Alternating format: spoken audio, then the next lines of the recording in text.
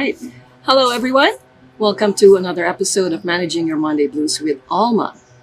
Tonight's episode, tonight, tomorrow, today, yesterday afternoon, yes. I like that it's 5 o'clock somewhere, right? 5 o'clock it's happy hour somewhere. All right, so tonight's episode is an interview with a wonderful character I recently met, and it seems like I've known him for a long, long time. Anthony Arthur Sabio, also known as Tony. Tony, yes. Welcome, Tony. Thank you for being gracious enough to say yes for this interview. Well, thank you so much for having me here, and thank you for doing it at my place. Makes it easier for me. Yes. And this is actually my sanctuary. Oh. I built this up myself. Oh, really? You did? Yes, I did this all myself, so I can have my privacy and my little sanctuary. And I like this little shade over here that gives. Yeah. Got that. We got the TV hanging right there too. So. I didn't even notice. So okay. It's my little get away from everything thing over here. Okay, so what I know of you, you are a mixed blood. Tell us about that. Well, it's very interesting. So my dad is Filipino, my mom's Puerto Rican. My dad was in the military, joined the military, was stationed in Puerto Rico. That's where he met my mom. And then from there, they were dating, got married, had my brother. My brother was born not in Puerto Rico, was born in Virginia. And then they came back to Puerto Rico, in this military every 2 years, and then had me. Have you been to Manila, the Philippines, anywhere in the Philippines? Well, as a kid, I have a picture of me in the tub with chickens around. As a kid, obviously I look at the picture, it's about 4 years old. Someone's pouring some water on my head. I'm outside taking a bath, I guess. With a tabo. Yes. Been able to go back as an adult yet. Any plans? I do. In 2 years, we're having a huge reunion for the Sabios. It's going to be in the Philippines. So I understand you're in the military. Yes. Can you tell us a little about that background? So I joined back in 1996. I graduated high school in 1992. Went to college a little bit. Kind of had to find my way. And then decided I want to go in the military. My dad's from the military, U.S. Navy. So I went in to the Marine Corps, decided to join in 1996. And he explained, he said, well, the Marine Corps is Department of Navy, and they don't have their own medical. You have to be a Navy corpsman and then become a Greenside corpsman for the Marine Corps. So you have to go through 2 boot camps, and then from there, you're assigned to your units you're working with. So I was assigned with 1/4 First Marines 4th Division out of Camp Pendleton. It was an infantry unit. And then from there, got into special operations, and they said, hey, you have to go through, special operations group, training group. So this is a actual recon billet. You're gonna have to go through all these things, So I'm like, hey, don't worry about it. I'm good to go. So that started my journey to special operations. It was really as a training instructor. So, the Marine Corps was really concentrated on just trying to, train up all the units going out there because it's a new battlefield. So I understood that, and I had to come to peace with that. It wasn't until I moved on from the military that I actually, from active duty until I left there, I was able to go to Afghanistan, Iraq to, be able to be part of that mission. I always felt that, God has always guided me through things. And, even though at that portion of time that door was shut for me, I believe he had other doors that he had ready for me to walk through. And so that started the path of me trying to see what I'm going to do outside of this. And, I applied for LA Sheriffs. I applied for the U.S. Marshals. I applied for the Secret Service, and actually the Secret Service wasn't even a choice of mine. It was the first time I really, really prayed, because you're sitting there not knowing what your future is going to be, and I said, God, whatever the first one you give me, I'm taking. Okay. I'm doing it. So the Secret Service contacted me, and they sent me a letter You know, it's back then in 2000 time frame. Yeah, phones weren't the same. You know, there were no emails that coming through. So you physically got a letter in the mail. So I get my letter in the mail, conditional letter of employment, and I responded, called him up, said I'm taking it. So I took it, and then 3 days later, I get a letter from the marshals.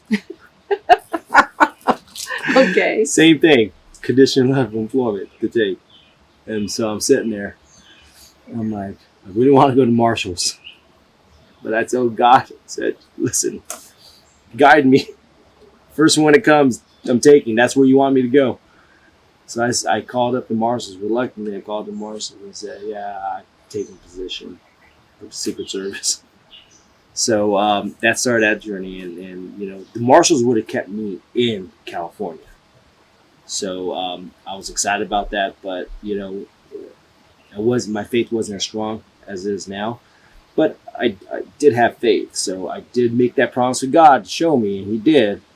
You kept the And promise. He closed those doors, Yeah. so I kept the promise, and that started my journey to the Secret Service. And you moved over here. Moved over here. Any regrets? No regrets at all. No regrets. I think He had me go to the Secret Service for a reason. Secret Service segued me into getting recruited into the CIA, into a specialized unit, GRS, that chased around terrorists, that worst of the worst. The unit is a specialized unit geared towards, by chance, encounters with being able to get information from terrorists. Being able to get to a unit like that, I never knew about it. It's a specialized unit to even be selected. A, you have to be recruited, so they have to come find you. You just can't apply to it. B, you have to have 10 years of special operations experience. And then C, you have to go through probably the hardest regiment course, I would say, on the planet. Now granted, it's not physically demanding, because they're not trying to break you down and rebuild you, because you already have 10 years experience.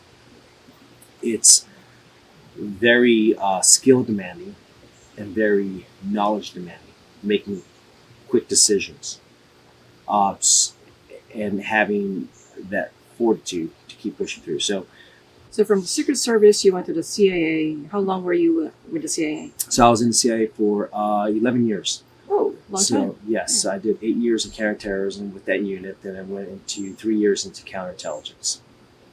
So at a certain point in time, I got tired of.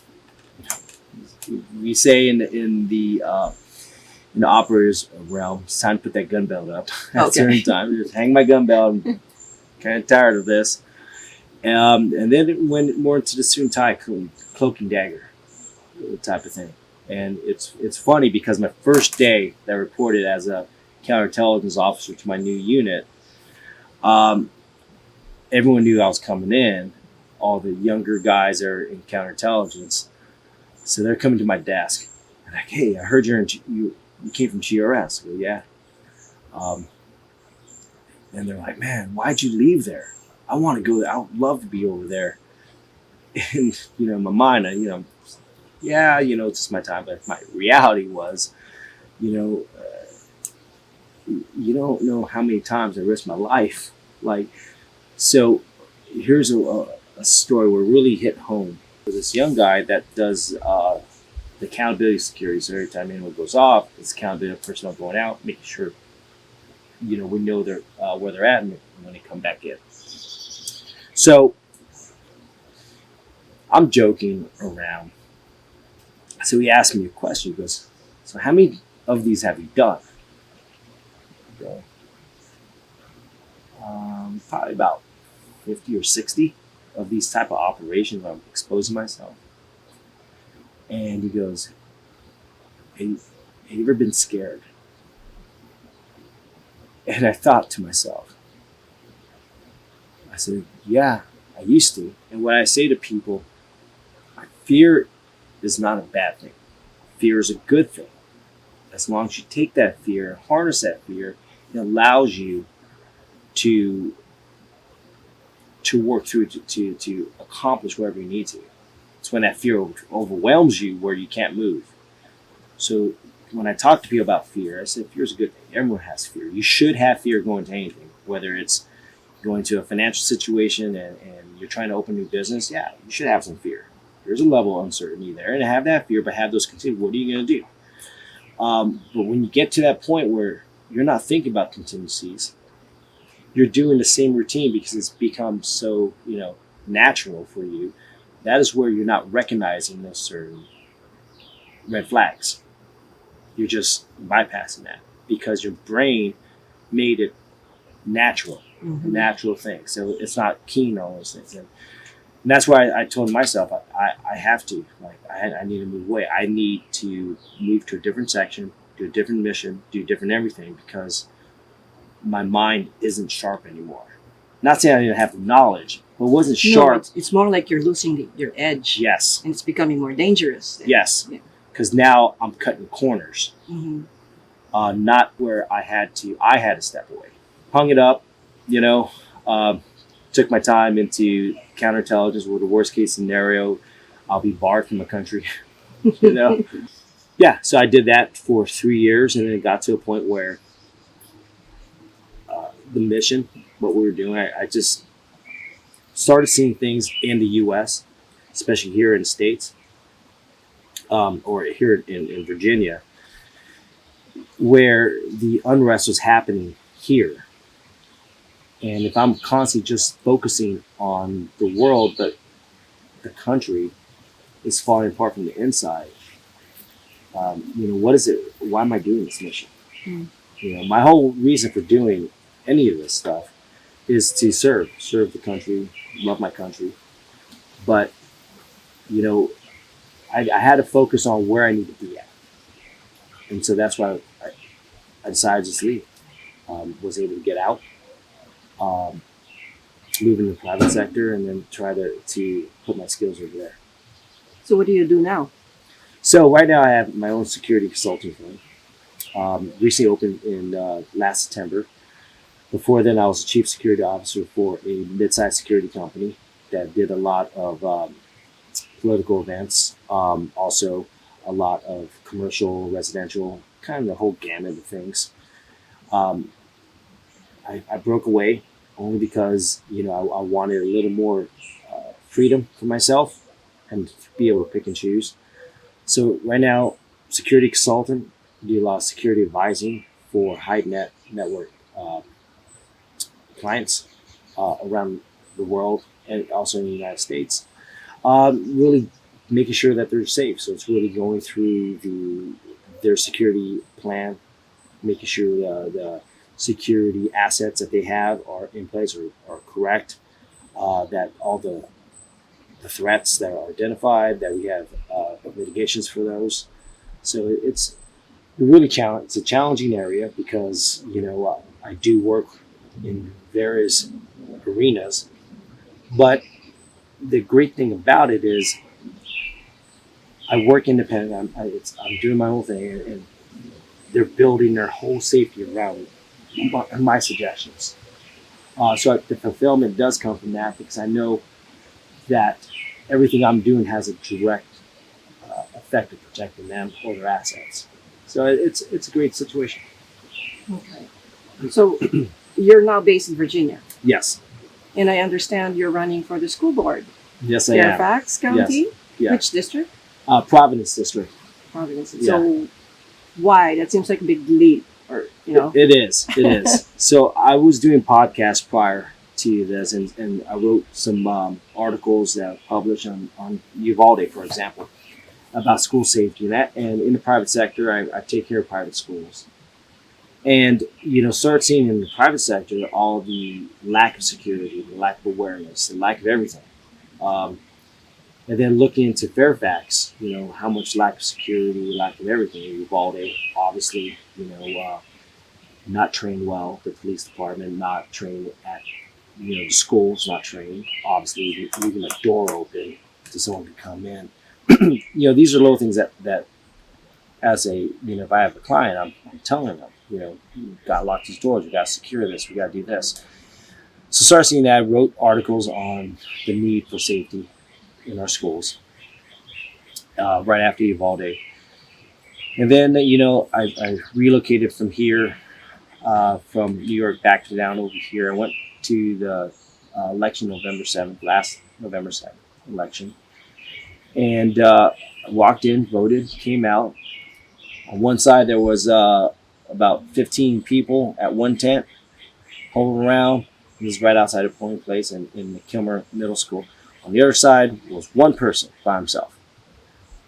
And so I walk over to a guy by himself, say, hey, what's this about? He obviously was part of the Conservative Party. And he said, I already voted, came out. He said, we're looking for volunteers. And I look over to that side, it was all Democrats, like, wow, they got a lot of volunteers over there. You got nobody. Like, I'll volunteer, I'll help you out. Plus, I'm a conservative. So I said, yeah, I'll volunteer. What do you need help with? He goes, well, okay, contact this number. They'll set you up to help volunteer. I'm like, okay, great. Then he asked me, would you ever run?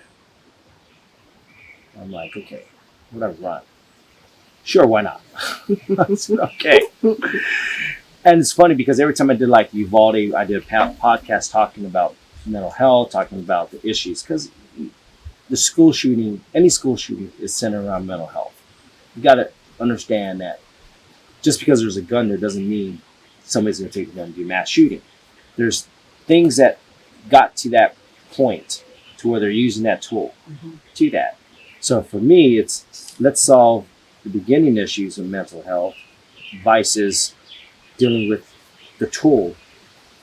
And so I always told people at the end, when the podcast ended, they would ask me, what can we do as a community? And I would tell them, mentor, work with your church groups, a whole host of things. If you're family, if you're a parent, have dinner with your kids, break away, just make it family time, and put all electronics away for an hour and just eat together, right? And one of the things I also said was get involved in your local elections. That's where we actually make the impact. So I'm sitting there, he's asking me stuff. I said yes. And I'm thinking back to it. I was like, why did I say yes to that? I'm starting my new business up.